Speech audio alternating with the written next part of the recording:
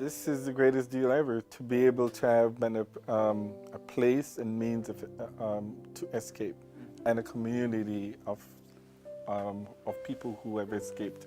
All right, so the next thing, as we still keep on the track of being external, right, is a holy character. This is the eighth lesson. Explain to me your heart in this lesson, the main thing on your heart as you wrote this lesson for holy character. Well, one of the products, one of the results of this relationship, this intimate marriage covenant that we're in with God Himself, is we start to take on His characteristics, His perfections is what I like to call them, and become more like Him.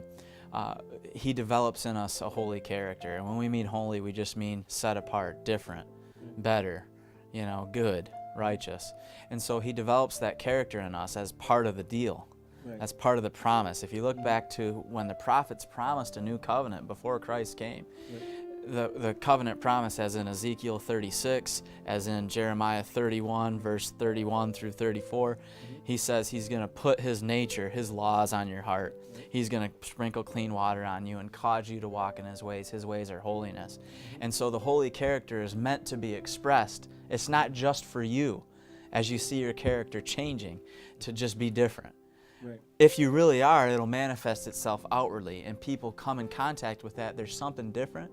There's something special about one who's got this holy character. It's intriguing, it's attractive, and people want what you got when you have that kind of character.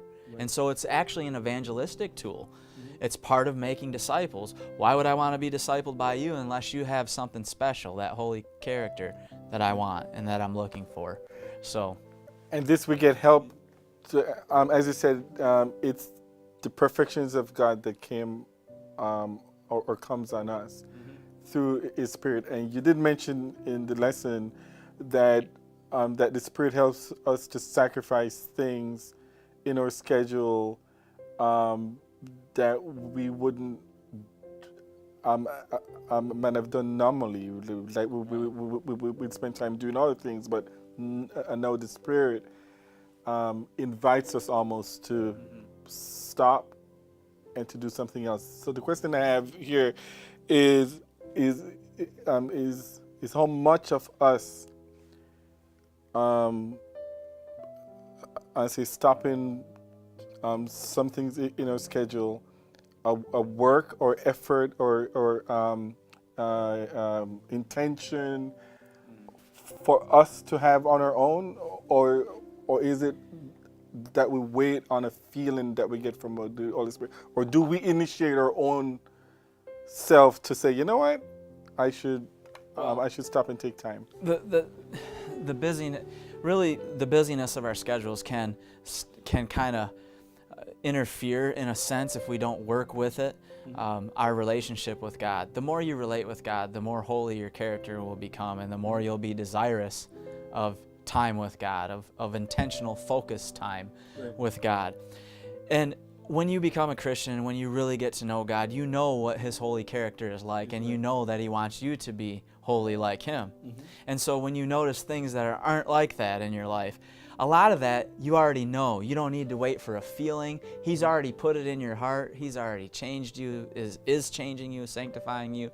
So some of that takes effort. A lot of people, not a lot, but I've actually heard a few people say, wait on God, don't do anything. Well, if you already know what He wants you to do, you can make the effort to follow that knowledge to its end goal, which is a holy character. So, yeah, it does come from God, the understanding, the knowledge, even the inspiration to be like Him, because He's an inspiring being, is from Him. But again, you have to work in the covenant, just like marriage.